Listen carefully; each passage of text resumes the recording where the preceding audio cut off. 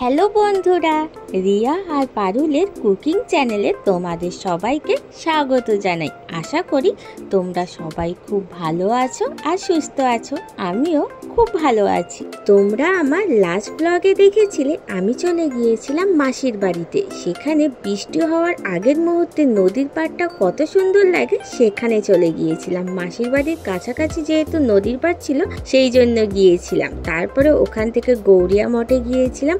তার পরের দিন আমি কি করলাম সেটা যদি জানতে হয় পুরো ব্লগটা কিন্তু তোমাদেরকে অবশ্যই দেখতে হবে। আর যদি আগের ব্লগটা তোমরা না দেখে থাকো অবশ্যই আমার চ্যানেলে দেওয়া আছে, গিয়ে দেখে আসতে পারো। আজকে ছিল মাসির বাড়িতে আমার দ্বিতীয় দিন। তো মাসির বাড়িতে এই দ্বিতীয় দিনে সবাই মিলে ভেবেছিলাম একটা পিকনিক করব। তো এই পিকনিকে কি রান্নার আয়োজন হচ্ছে সেটা তোমাদেরকে দেখাই চলো।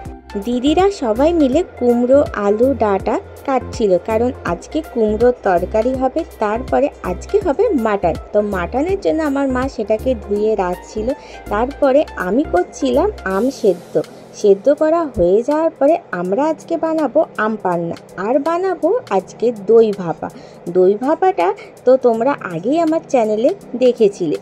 আমার চ্যানেলে আমের ভাপা দই রেসিপিটা দেওয়া আছে। তো মাসির বাড়িতে এসে ভাবলাম যে এই দই ভাপার রেসিপিটা বানানো যেতেই পারে। আর গরমকালে তো আম পান্না খেতেই হবে। দাদারা সবাই মিলে বলেছিল যে আম পান্না করার জন্য। তো এই গরমকালে আম পান্না আমি সবার জন্য বানাচ্ছিলাম। এরপরে সব কিছু রেডি করে চলে আসলাম দোতলায় চলে এসেছি। তার কারণ হলো প্রথমে আগে চারিপাশটা তোমাদেরকে দেখিয়ে নিই, এরপরে আমি তোমাদেরকে বলবো যে আমি কেন দোতলায় এসেছি।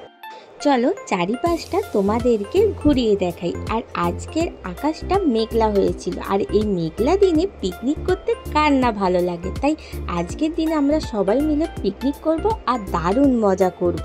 মাসিদের বাড়ির কাছাকাছি যেহেতু নদী, তাই জন্য খুব সুন্দর হাওয়াও দিচ্ছিল। আমরা নিচে অনেক কিছু আয়োজন করে দিয়ে চলে এসেছি। সেই রান্নাগুলো মা আর মাসি দুজনে মিলে করছে। আমি আর দিদি ওপরে চলে এসেছিলাম উনুনে মাটন রান্না করার জন্য।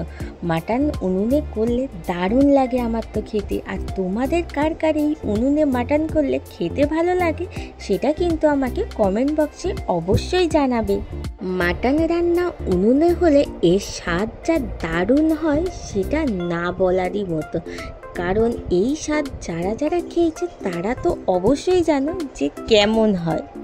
এই দিদির নাম হলো দীপিকা। তো আমি আর দীপিকা দি দুজনে মিলে ওপরে চলে এসেছিলাম। তো আমি এসেছিলাম গল্প করার জন্য দীপিকা দির সঙ্গে, আর দীপিকা দি দারুণ রান্না করতে চলে এসেছিল। কারণ এই দিদির বাড়ি হলো বসিরহাটে, আর এর হাতে রান্না তো দারুণ লাগবে। একবার খেলে বারবার খেতে ইচ্ছা হবে। দীপিকা দিকে সবাই মিলে ধরা হয়েছিল মাটন রান্না করার জন্য, কারণ দীপিকা দি এত সুন্দর মাটন রান্না করে যে বারবার খেতে ইচ্ছা হবে। কিন্তু দীপিকা দি নিজেই মাটন খায় না, কিন্তু এত সুন্দর রান্না করে দেবে যে তোমাদের বারবার খেতে ইচ্ছা হবে।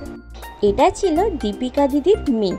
তো একে সকাল সকাল দিদি স্নান করিয়ে দিয়েছিল। তারপরে এ খেলে আবার ভূত হয়ে গেছে। তারপর আমাদের সাথে এসে এখানে রান্না দেখছিল। আমরা তো এইদিকে রান্না করছি, আর এইদিকে বাইরের আকাশটা কতটা কালো হয়ে এসেছে। আমাদের তো রান্না করতে করতে প্রায় 2টো বেজে গিয়েছিল। ভেবেছিলাম যে বিকালবেলার দিকে একটু ঘুরতে যাব, কিন্তু এই যে বাইরের আকাশ কালো হয়ে এসেছে, তার উপরে বৃষ্টি হবে, যেতে কার ভালো লাগে। এখানে মাসির বাড়ির কাছাকাছি একটা মেলা বসেছে। ভেবেছি সেই গোষ্ঠ মেলায় যাব, কিন্তু আজকে মনে হয় না আজ যাওয়া হবে। ডায়মন্ড হারবার জায়গাটা প্রপার টাউন না হলেও এটা টাউনের মতনই অনেকটা। তো এখানে অনেক কিছুরই মেলা হয়। এখানে হচ্ছে গোষ্ঠ মেলা। তো গোষ্ঠ মেলা তোমাদের বাড়ির ওই দিকে কার হয় আমাকে কিন্তু সেটা কমেন্টে জানাবে। আর আমি তো এই প্রথমবার গোষ্ঠ মেলায় যাচ্ছি। মাটন রান্না করতে তো অনেক দেরি হয়। আমার আর দিদির তো এখনো পর্যন্ত স্নান হয়নি, কারণ মাটন রান্না করতে করতে অনেক দেরি হয়ে গেছে। প্রায় 3টে কাছাকাছি বেজে গেছে। তো এখনো আমরা স্নানে যাইনি। এই খেতে তো প্রায় 4টে বেজে যাবে। তারপরে কি আর মেলায় যেতে ভালো লাগে? তাই ভাবলাম আজকের আর মেলায় যাব না, কালকে মেলায় যাব। আর গোষ্ঠ মেলার ব্লগ কিন্তু কালকে আসতে চলেছে। সেটা যদি দেখতে হয় তোমাদেরকে কি করতে হবে, সাবস্ক্রাইব। আজকের ব্লগটা যদি তোমাদের ভালো লেগে থাকে লাইক করতে একদমই ভুলবে না। আর এই রকম ব্লগ পেতে হলে আমার পাশে কিন্তু অবশ্যই তোমাদেরকে থাকতে হবে। দেখা হবে নেক্সট এই রকম সুন্দর সুন্দর আরো ব্লগ নিয়ে।